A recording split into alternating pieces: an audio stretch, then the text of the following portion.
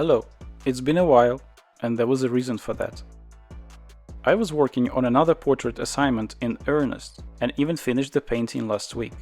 Sadly, I've made a rookie mistake and sketched everything with looking at my board at a wrong angle, and all the proportions have gone astray. That has somewhat upset my schedule, hence the delay. Since I promised to complete the assignment, I'm starting over from the very pencil sketch.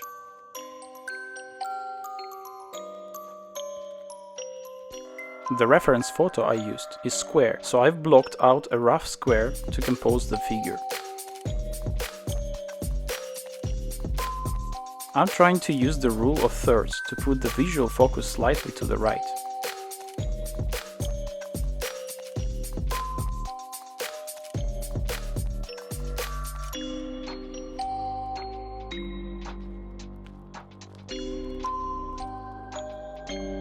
It's very important to make proper relative measurements for the shapes and angles for the future face. It's still a challenge for me, so I'm trying to do it carefully, double checking against different parts of the original photo reference.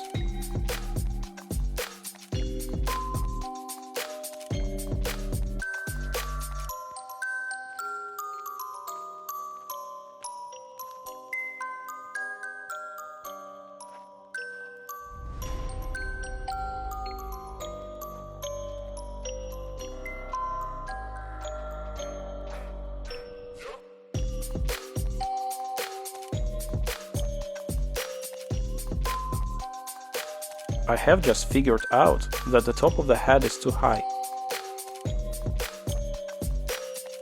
Correcting now so that the face stays proportional.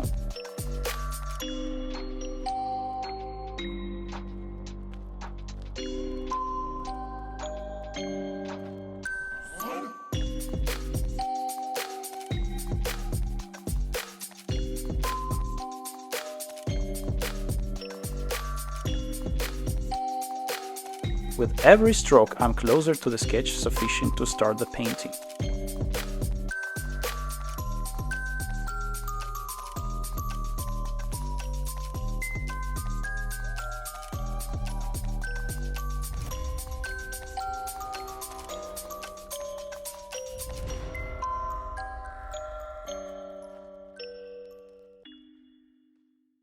I've made a pause and checked closely with the reference.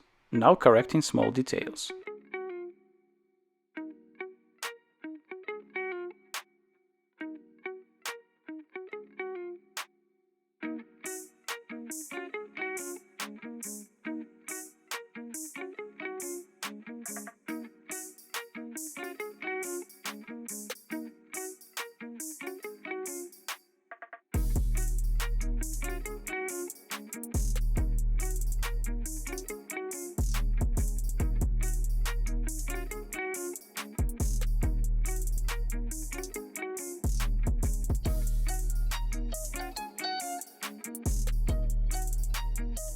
The sketch was made on a standard paper, so I've scanned it in high contrast and made a carbon copy of it, so that I could transfer it easily to the watercolor paper. See? I carefully wet the paper where the skin will be and apply a very first light yellow tone. While it's drying up, I apply the first pale layers to the background.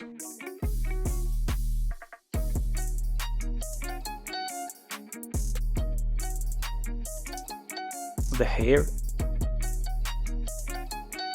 and the clothes.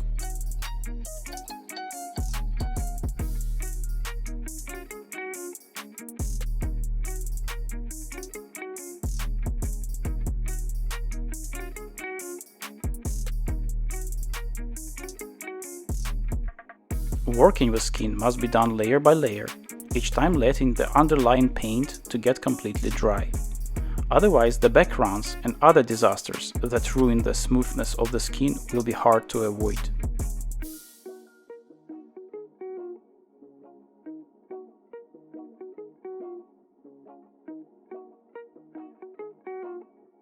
Time for more skin layers.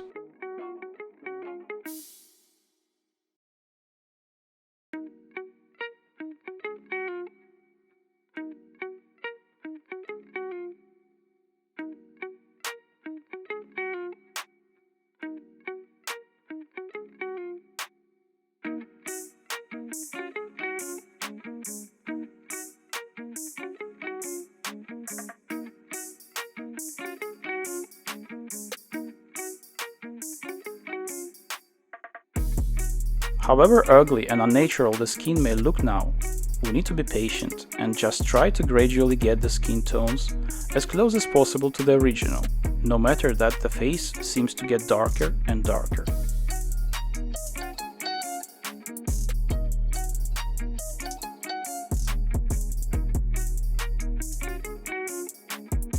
The hair is tricky in general, and the dark hair lit with sunlight is even trickier, but with every tone layer it will become better.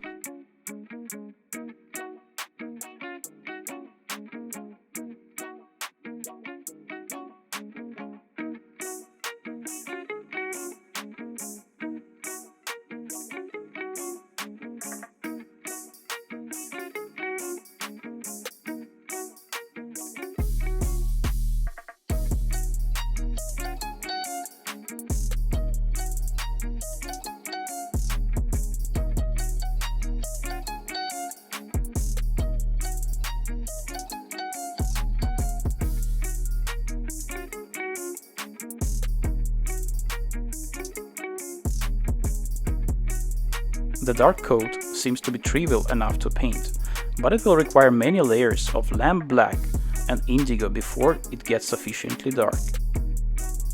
At the same time, some spots of light should stay on it too.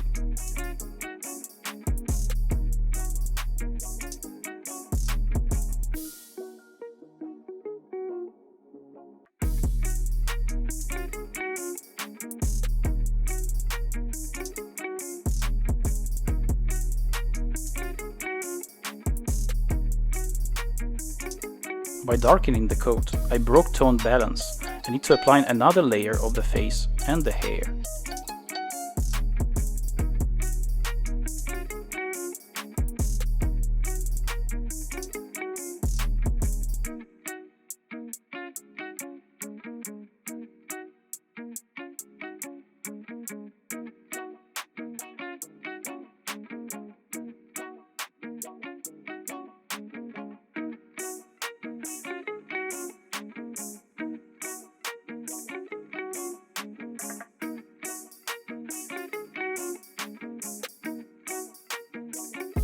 Now the magic begins. Remember, we had an unnaturally dark face and the hair that didn't match on both sides. All I need to do is to darken and saturate the background to make the hair and the face start shining.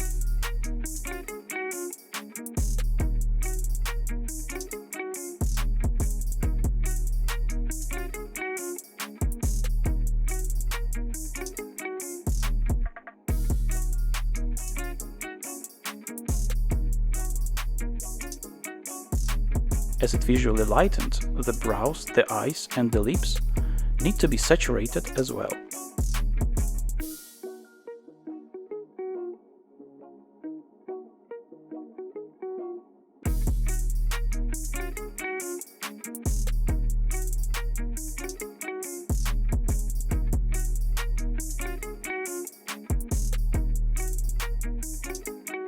And finally, as the dark tones dry, they reveal that the coat and the hair colors are uneven and need more darkening in some places.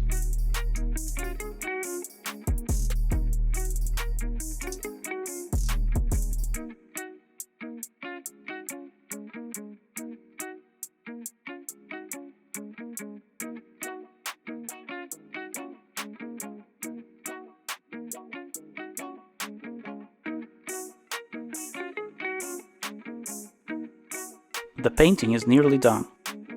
And instead of white gouache, today I've decided to use special markers for the final highlights and touches.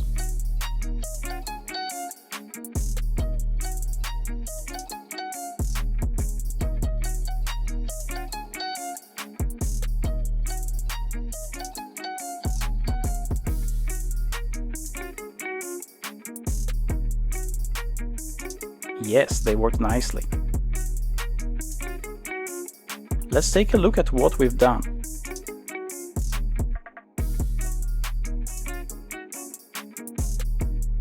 The painting seems to be a good representation of the original sketch. I think it's complete.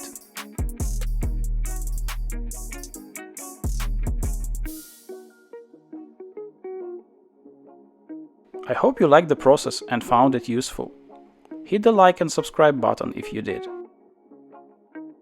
Thank you for watching, and see you next time.